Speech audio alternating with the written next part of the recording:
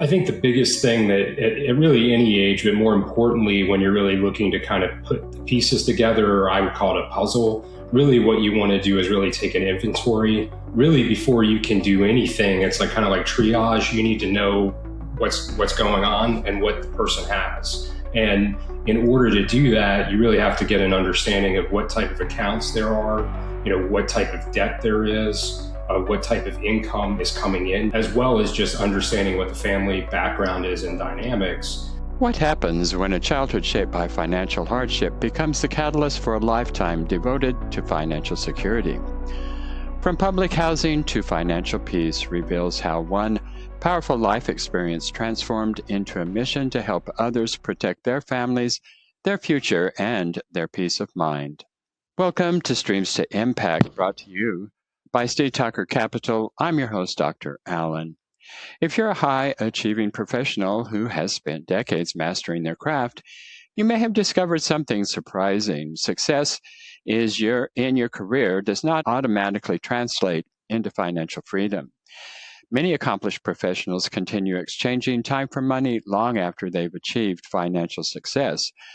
But there is another path, one where your capital works as hard as you do, creating multiple streams of passive income and opening the doors to greater freedom, greater purpose, and greater impact. If you would like to explore that path further, I invite you to claim your complimentary access to Beyond the Paycheck, the Financial Clarity Compass. It is my educational mini masterclass designed specifically for accomplished professionals who want their wealth working for them. And you can access this by going to www.go.stevetucker.com/beyond-paycheck. Just a brief disclaimer. All information shared on Streams to Impact is for educational purposes only and should not be construed as financial, legal, or tax advice. All investments carry risk, including potential loss of capital. Always consult your financial, legal, and tax professionals before making any investment decisions. Our guest today is Jeffrey Panik, Managing Director of Balanced Wealth Partners.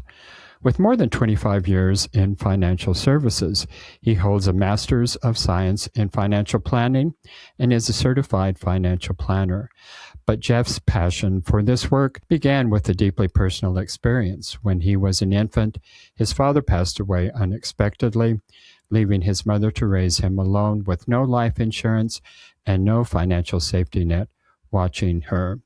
Preserve revealed just how critical financial planning is, not only for wealth, but for peace of mind. So today, that experience drives his mission to help families prepare, protect, and plan for the future. Jeff, welcome to Streams to Impact. Thanks for having me today, Alan.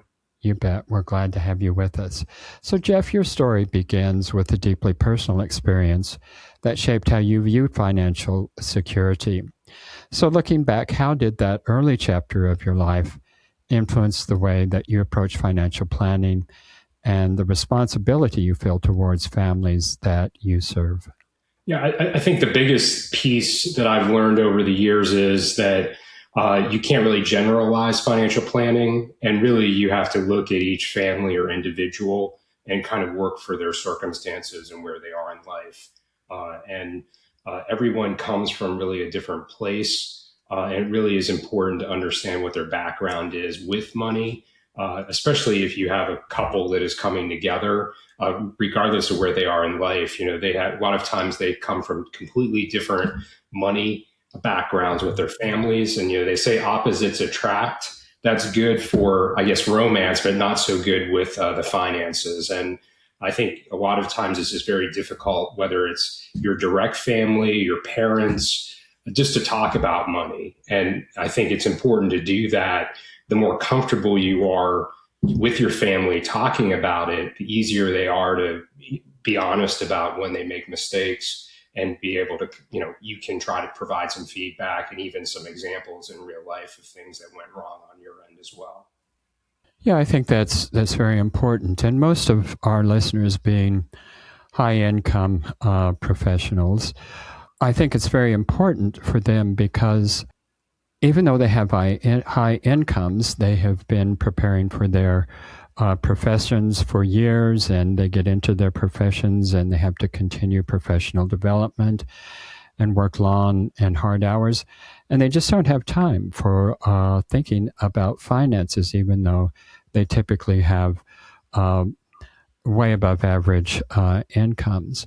So when thinking about these kinds of individuals, where should their financial planning actually begin? Most of them, they have traditional 401ks and other Roth and RA accounts, and oftentimes retirement plans other than that, along with their employer. But they've not given a whole lot of planning outside of that. So where do you begin with individuals like that? I think the biggest thing that at really any age, but more importantly, when you're really looking to kind of put the pieces together, or I would call it a puzzle, really what you want to do is really take an inventory. I call it a financial life inventory plan.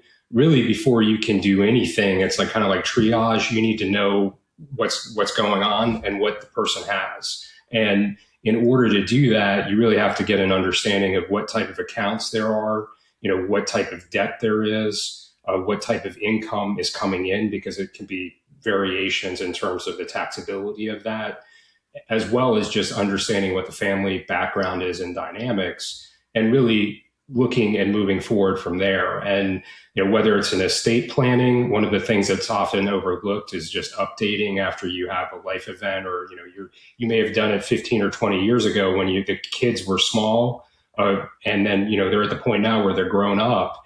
And a lot of times you have, whether it's the trustee, whether it's the agent, whoever it is in your plan, they might not even be alive anymore.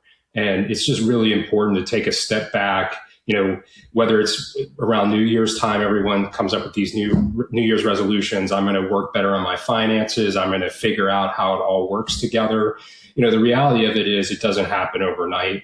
I view it as really a 6-month to 12-month process, where you have to walk through and get an understanding of where all the pieces are, whether it's your insurance, as I mentioned, your income, your assets, they could be scattered about. It's almost like, the longer that you are working and you have a work history, it's almost like a home. The longer you're there, the more stuff you accumulate. And so when you start thinking about moving, it's best not to do that the day that you're thinking about moving. You want to get the things together over time. Really, it's the same thing with retirement and financial planning.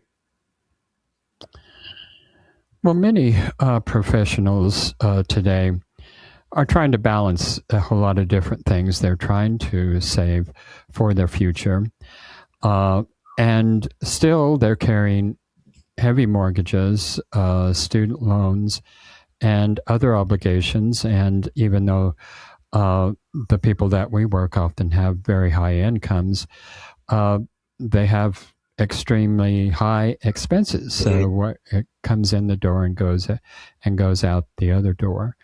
How should people think about balancing their debt repayment and balancing lifestyle expenditures and all of that, along with long-term savings and investing? It's kind of all over the board. If you ask if you ask a lot of authors, Dave Ramsey thinks everything should be cash and you should have no debt. That's often easier said than done. A lot of times it's easy to look back in the rearview mirror and say, well, maybe I should have went to community college, or maybe I should have worked part-time while I was in school. But you have the loans now, student loans. Maybe I shouldn't have this type of debt. The reality is it's really a matter of looking at what you have and working back from there. And really, it's a matter of how can you take advantage of your income. The first thing I always look at is the match. Does your employer have a match? If you have your own plan, you want to take advantage of any match, or what I would call like free money that's coming in from your employer. Or if you're the employer, you want to obviously take advantage of it if you're allowing your employees to do it as well. Then you want to really look at your high interest debt. You want to look to see if you have an emergency fund. Oftentimes people just forget about putting money in savings to the side, usually 3 or 6 months of expenses. That's one of the biggest issues that I see with people accumulating credit card debt and debt in general is, they have a medical expense, they have a car expense, they have something that comes up out of the blue. They don't have the money sitting there in the rainy day fund. And so they have to turn around and get debt. And so it's just not the debt that you're accumulating, that principal amount of the debt, it's all the interest you're going to pay over time as well. Well, of course, two of the biggest decisions that many people face is the issue of Social Security and Medicare. And timing on both of those can be critical. So what are some of the most common mistakes people make when they decide when to actually begin taking these benefits? Yeah, so it's kind of like, I would call it like a minefield. And the government, as much as they were set up to help you, in a lot of cases with Social Security and Medicare, it all almost is like they're trying to do the opposite. If you look at Medicare as an example, the obvious thing is, I always tell people the one thing to look at is look at how much you and your employer over your work history have paid into Social Security and Medicare. You can do that now if you look at your Social Security statement because both numbers are on there. If you're a high income earner, the amount that you and your employer put in Medicare over, say, 20 or 30 years, it is just incredible. And then to think that it's really not free for you when you're in retirement. And, that's one of the biggest, I think, misnomers is that you can just at 65 go on Medicare and it's going to be less expensive than, say, what your group plan is. That's, I think, one of the biggest things is making sure that you're fully informed before you leave your group plan if you're still eligible and you're working for an employer, because once you leave, you can't typically go back on. And oftentimes there's this thing called IRMA, which is a penalty for high earners that if you're not aware of can really get you.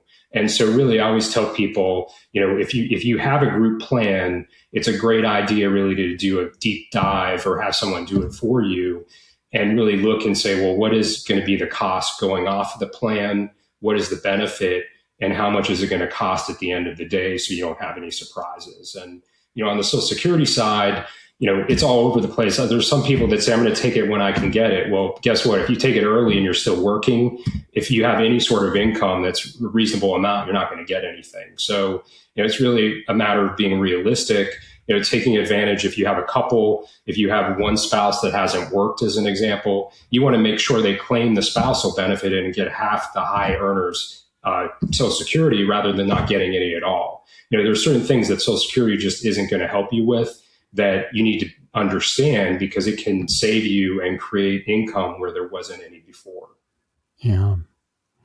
Well, it used to be that Medicare was really quite good for retirees, but they have balkanized it to the point that it's become more of a burden than an assistance, it seems like. So, and I suspect they'll continue to do that until it is useless. So beyond the technical details of investing and retirement accounts, what does true financial peace of mind mean to you, and how do you help clients move toward that in their own lives?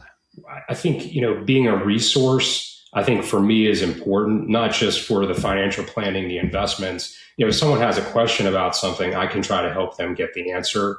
That one of the benefits to technology these days is, you can go on Google and put in a financial topic and get, 3 million hits. So there's a lot of information. It's a matter of, coursing through that and finding the thing and the information that's most appropriate for you.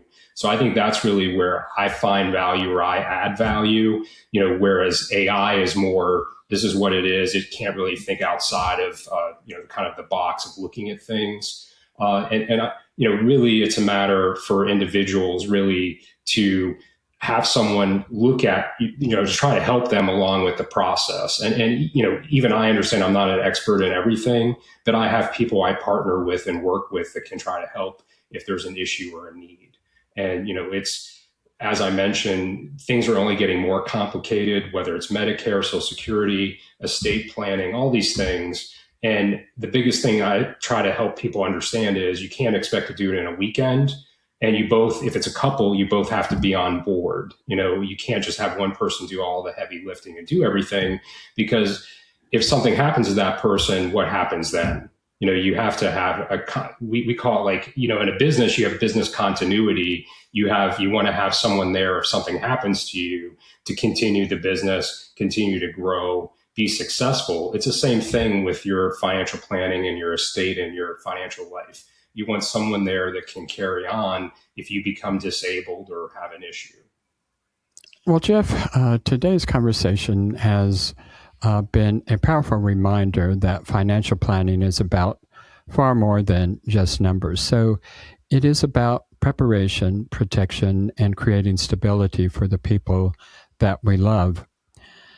So your journey from early hardship to a lifetime dedicated to helping families plan wisely beautifully illustrates how personal experiences can shape a mission that benefits so many people. So for our listeners who would like to go deeper into Jeff's insight, he's offering a complimentary PDF of his latest book, Your Future Is Now, which provides practical guidance on planning for a secure financial future. So Jeff, do you want to tell us where it is they can go to find that? Sure. You could go to Jeffrey Panik. It's PANIK.com. You can look my name up in a Google search and it will come up with my website. You can also go to my YouTube channel. It has the information in there as well. And it's just designed to be educational and informative and try to point out some of the traps of financial life that we deal with these days. Thank you, Jeffrey. And for those of you listening who are high-achieving professionals looking to move beyond simply earning income to having your money work for you, I invite you to get your complimentary copy of Beyond Paycheck, the Financial Clarity Compass. It's my mini educational masterclass on developing multiple streams of passive income. And you can access it at www.go.steedtalker.com/beyond-paycheck. Thank you for joining us today on Streams to Impact. If you enjoyed today's show, please like, share, and subscribe. And this is where we explore the intersection of purpose, prosperity, and meaningful impact. Until next time, keep building the life and the legacy that you were meant to create. Thank you for tuning into Streams to Impact, brought to you by Steed Talker Capital, a company empowering passionate professionals like you to develop multiple streams of passive income built on solid passive real estate investments. As a significant part of our endeavors to make a cosmic and meaningful impact for this world, Steed Talker Capital contributes significant portions of our profits to activities and organizations committed to better understanding the equine. These endeavors attempt to enhance the treatment of horses worldwide. Steed Talker Capital, working for a world where all creatures great and small flourish abundantly. If you are ready to learn how our passive investors have earned an average 33% annual return on their investments, schedule your complimentary passive income to Prideful Impact consultation. Obviously, we cannot continue indefinitely to offer these valuable consultations for free, so grab your passive income to Prideful Impact consultation while you still can. Go to steedtalker.com/passive